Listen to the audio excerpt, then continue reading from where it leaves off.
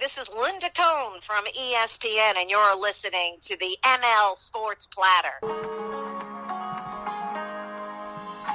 The ML Sports Platter, back with you. Download, subscribe, leave feedback, and a 5-star review. Our podcasts are found on your smartphone device, all a part of the Brawl Network. Hit me on Twitter, at Mike L. Sports, and at Network Brawl.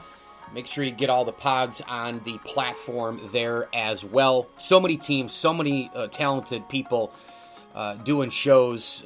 All of them really are worth a listen. This podcast, the ML Sports Platter, is presented by our great friends at Empower Federal Credit Union. Log on to empowerfcu.com today. Find your peace of mind today with Empower Federal Credit Union, empowerfcu.com. A tip of the cap thank you as well to Axe Exotic Pets, Liverpool Physical Therapy, and CNY Electrical. If you are in the greater Central New York area, New York State in general, maybe you need that job done immediately at your commercial place or your residential place, go ahead and see Sean and the gang at cnyelectrical.com. That's cnyelectrical.com. Also want to point out, a big tip of the cap thank you to our buddies over at Rosie's Corner. Pizza, pasta, hot and cold subs, and more. Rosie's Corner, they do deliver. They're on Grubhub. And be on the lookout for their themed food days as well, like Chicken and Biscuit Wednesday and Fish Friday. Rosie's Corner, a proud ML Sports Platter sponsor. So here we are, right? I mean, it's kind of a... Man, it takes forever, doesn't it? When you live in a place with a lot of winter, it just takes so long. And I know time flies, but man, it's like enough already. You get to the middle, late Feb, and you're getting into March. You're like, gosh, just let it break, melt the snow. I hear birds chirping this morning. I'm like, oh, we're almost there. And I'm not saying that I'm really looking forward to baseball season that much as I have in the past, because I just think the product isn't really that good. It hurts me to say it. Everybody who's listened and followed me for years, they know how much I love the game, and that's also why it pains me a great deal.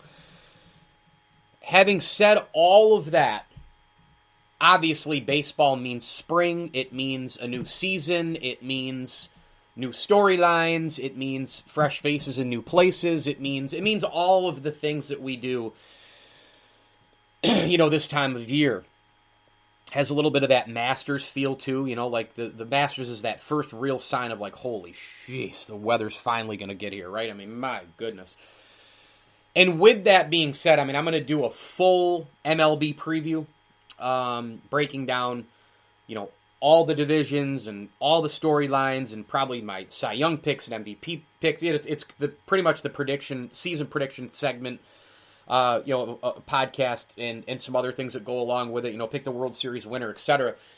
But I actually wanted to zero in on one specific thing. The NL East is by, I think, far, in a way, the best division in Major League Baseball. I don't think there is a doubt about it. And so I just wanted to kind of break down the division and kind of where I see some things going. Again, number one, it's the best division in Major League Baseball. I think that the Braves are actually, this year, I think that they're, again, going to be the team to beat. I think this team, and this is one thing that a lot of teams in this division have in common. The Nats have it, the Braves have it. I think the Mets are closer to having it. The Phillies, they appeared to have it, but again, performance hasn't really been there. These teams are complete, they really are. Like, when you look at the Braves roster, and I know they had some major injuries last season and all the rest, but when you look at their roster, they are, a complete team. They've got fireballers in the rotation. They've got a bullpen that just brings one guy after another out there. Soroka, full year of him this year, of course. Again, injuries hurt him last year. I just look at all these guys. You look at Soroka, and you look at multiple guys in the pen. You look at the Kyle Wright. You look at Wilson. You look at starters and relievers and lefties and righties, and you get Charlie Morton now, who's, again, I know he's 37, 8-ish years old, but God, the guy's still pretty good. You plant him right there in the middle of the rotation. He doesn't have to be an ace. He's been in postseasons. He knows how to get it done. He can help the younger guys. You look at other guys like, Will Smith. They have starting pitching. They have bullpen guys. And then when you look at the roster, wow. They're deep at catcher. D'Arnaud leads the way, but they have, very credible, sustainable backups. Their lineup, I would put with most teams in Major League Baseball. And I would say that the Dodgers one is better. I would say that probably San Diego right now is a little bit better. But other than that, I'd probably put it up against any lineup in Major League Baseball. I really would. I don't think there's really any doubt about it. When you go around the diamond and you look at this roster, there aren't really easy outs. Ozzie Albies is a remarkable talent. This guy here is, part of the youth movement in baseball. He's 24 years old. Freddy Freeman, I think right now is building a Hall of Fame career. When you look at the numbers and you look at the OBP and you look at the sustainability, you look at how he fields his position. He's 31-ish years old. He's probably got another still solid 3, 4, 5 years here in his prime to play great baseball. Dansby Swanson, I know that's been somewhat of a roller coaster with him. In addition, Austin Riley a little bit there as well. But I like both of them. They're both fairly young. Austin Riley is 24 years old in April. Dansby Swanson, he's 27, 8-ish. And then you go to the outfield. And you got one of my favorite players in the game in Ronald Acuna Jr., who I think is just sensational. You've got Ozuna back. You've got depth in the outfield. You can roll people off out the bench. Inciarte can produce as a veteran player. The Braves are really good. They're a really, really complete team, and I think they are the team to beat. Moving along to some other teams. The Nationals, they're a really, really, really intriguing team for a lot of reasons. One is, we know that they're just a couple of years removed from winning the whole thing, right? Remember, they started in 1931. They thought Dave Martinez was going to get fired. All sorts of things were happening. And then all of a sudden, ba-boom, ba-boom, ba-boom, ba-boom. They went banana land, and they win it all. It was just a great ride. They broke all the BS stuff that happened to them in the postseason during the Bryce Harper years and all that. I still think Bryce Harper gets wrongly blamed for those, but that's a whole other topic for another day. But the Nationals just a couple of years ago, they won it all. Now we come into 2021, and I like their team, but they're fascinating to me because they have literally one side and then the other side. And what I mean by that is, if you look at their roster, they have some guys who are getting up there in age, or they've been recently injured, and or a combo, right? Or it's a combo of those things. In the case of one Max Scherzer, he's probably not the best pitcher in baseball anymore.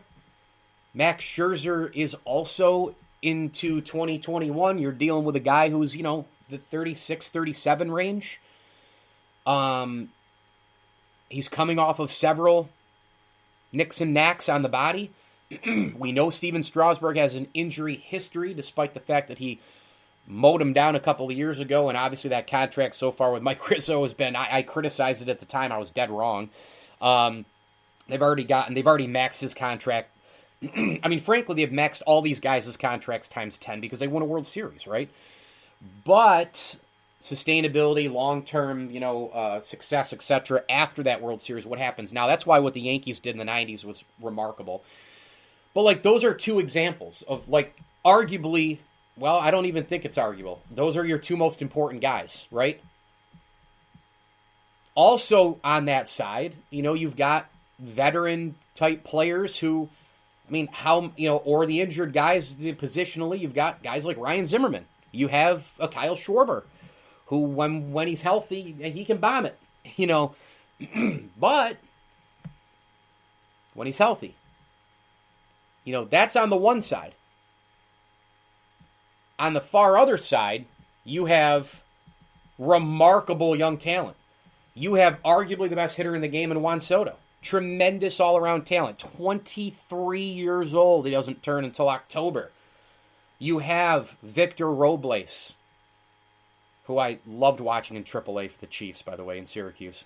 You have Trey Turner still, who, he's getting up there a little bit. I didn't realize he's 28 now, right? 28 coming up in June. But again, a younger guy, but he's had a little bit of injuries, I guess, too. I could have roped him into the first group. But you get the point. You have Andrew Stevenson. You've got other guys. You've got, you have some other young, you got Carter Kieboom now. Carter Kieboom is there. So the Nats have got a mix of veteran / recently injured. Look at John Lester. They pick up a John Lester, a Daniel Hudson. You look at these guys who, Lester's, probably on the back nine of his career here. Not probably, definitely. 36 years old, right? 37 years old, I guess, just turned in January. You got Brad Hand, a veteran guy. Like the pickup, but he's a veteran, right? So you've got veteran and or recently injured. And then you've got that coupled with just a nucleus still, just a core group of fantastic, fantastic talent. And I think it could work. I think the Nats, I'm leaning towards this team, being a playoff team. But it will all come down to, and again, Patrick Corbin is there again, who's been sensational for them. He's 30 already, by the way, in July. Doesn't seem possible because I remember following him in high school. He went to high school 5 minutes away from where I'm sitting right now. But the key will come down to the health of the roster. I mean, if they get a relatively healthy Victor Robles, and they get a healthy Scherzer and Strauss, and they get Patrick Corbin pitching and staying healthy and out of his mind and winning, 14 to 18 games, the Nationals are a World Series contender. I don't worry about Soto. I don't worry about Kieboom. I don't worry about Trey Turner again. He's got to stay healthy. He's a table setter, right? Those are the guys. If they can stay healthy, I think they're going to be really good. I'm going to get into the Mets, the Phillies, and the Marlins in my National League East preview for 2021 next on the ML Sports Platter. Back with you. Let's get into the NL East remaining teams here. And the Mets. I mean, this is an exciting time to be a Met fan. I mean, the new ownership, Steve Cohen, he goes out and he trades for Carrasco and Lindor. And I'll tell you what, I know that Frankie Lindor, that's the prize piece. That's the one that got the headlines. But I got news for you. It was just as important for the Mets to get Carlos Carrasco in that deal. And now what you have is formidable. I know what everybody's thinking. Wait till Thor comes back. He's always injured. Noah Syndergaard's always injured. I never count on him. But the energy, I think that's where we're at right now. The Mets, there's an energy there again. There's a feeling that it's not all going to fall apart. There's a commitment, there's an energy, and when you look at this roster, I think it's going to come down to the bullpen. Look, the starting pitching, does it have to stay healthy? Of course it does. The Mets starting pitching always has to stay healthy. But you have DeGrom, and you've got Carrasco, and, you've got, I think, pieces around those two guys, who will do all right. If they get anything out of Syndergaard, okay. Marcus Stroman, you've got pieces there. I think the Mets can, again, this division's so good, man. You've got 4 major playoff contenders, probably a couple World Series contenders in this division. I don't think the Mets are quite World Series ready. I know that there are a lot of Met fans who jump right to it with Lindor and Carrasco going up, and it's here we go, we're back. I would slow down a little bit. I do have question marks back end of bullpen, back end of the bullpen arms. Look, I think that this team, they have an ace. They've got the star power. They went out and got James McCann. They have depth. They have versatility. They're built up the middle. They're balanced. I think Dominic Smith's going to have a big year. I think that you're going to see big things out of, a Nimmo, Pilar. They've got better defense. There's a lot to like about this club going in. There's a lot to like. And I know we said that before about the Mets. I do. I know that. I know we've said it many times, every year. But I look at the balance. I look at the versatility. I look at the defense. I look at the additions. I look at the energy. I look at the commitment. And there's a lot to like here.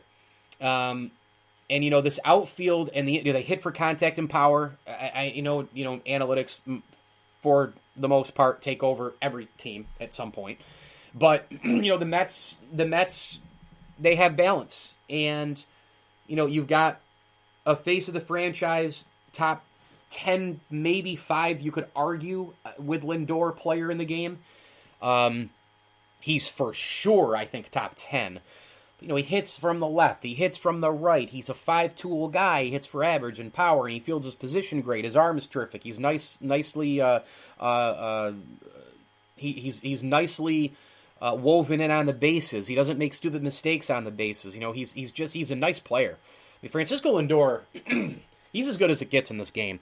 I'd say he's a top 10 player. I don't top 5. I'd really have to break that down. I mean, you probably got Trout and Tatis. You got to throw Acuna in there.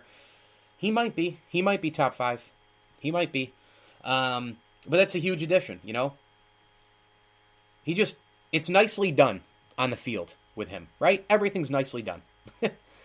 So I like the Mets a lot. And once I get done with kind of breaking these teams down, I'll power rank them and kind of give a little bit of a crystal ball in terms of where I think they'll end up.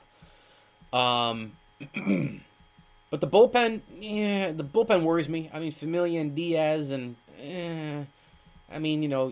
how much you're going to rely on, I just don't. I mean, how are you going to rely on these guys, right? I don't know, man. Dylan Betances, I mean, I don't know. I really don't know. But I like the team. I like the additions. McCann, Carrasco, Lindor. I like the depth. I like the versatility. I like the energy. I like the balance, commitment. Could be a fun year for the Mets. Could be a real fun year for the Mets. And that's a really good fan base when they're rolling. It's an even better fan base. It's I know that most of the time the Yankees, own New York and all the rest, but when the Mets are rolling and the fan base is crushing, it's an electric place, Queens. And when the Mets are going, it's good for baseball.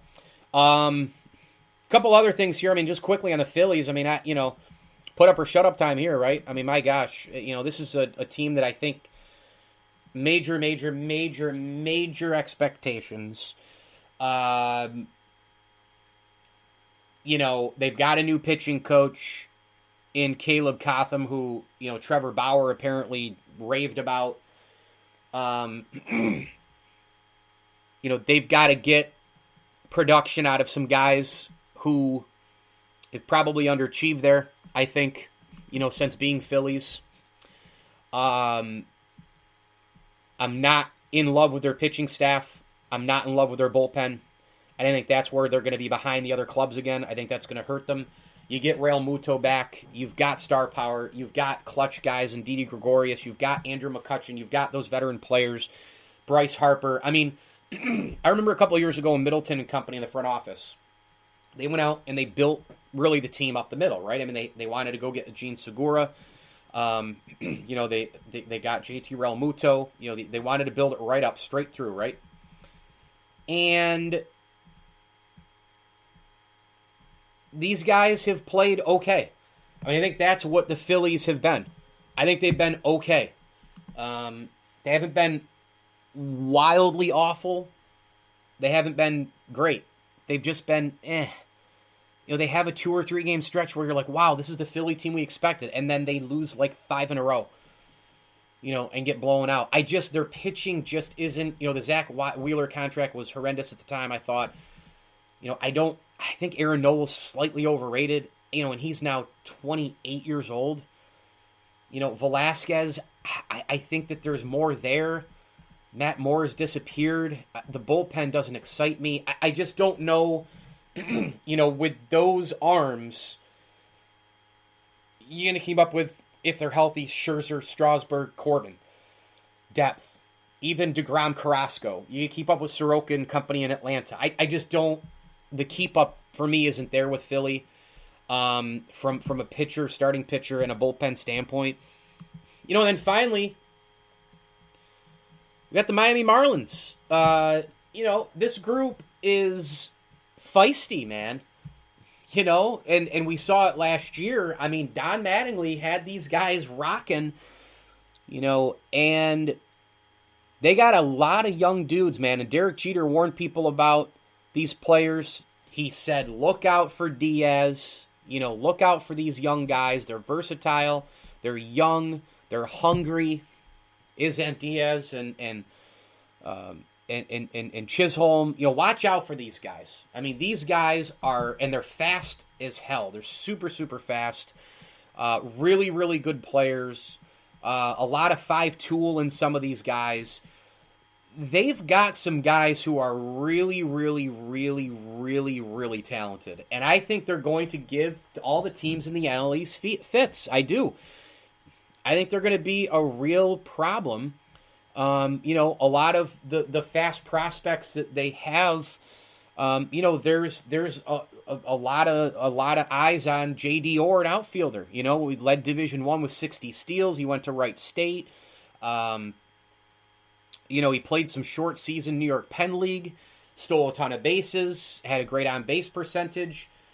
Those guys like the J.D. Orrs, those are the players, that Jeter really, who Jeter wants to, mold into this franchise. These are the guys. And I think their pitching is drastically better. I mean, another year of postseason experience. I think these guys, you look at Cito Sanchez, you look at Alcantara, Sandy Alcantara. I mean, they've got some guys who are lunch pail, bring it. We're underrated. We're not picked to do anything. We're the little engine that could. They play with that fire.